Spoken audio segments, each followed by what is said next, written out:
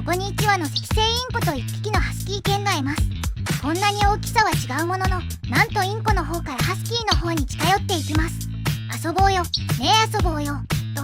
言っているかのようにチュンチュン鳴いて近づきます。最初は戸惑っていたものの、ハスキーの方もそれに応えるかのように遊び始めました。ハスキー犬といえば体も大きく、顔も小若っこいい印象ですが、家族、特に子供には深い愛情を示し、とても優しい性格だと言われています。このハスキーにとってこのインコが家族なのは間違いありませんね。遊ぶのはいいんだけど、どうして君はそんなに小さいの？そんなことを思ってそんなハスキーとインコなのでした。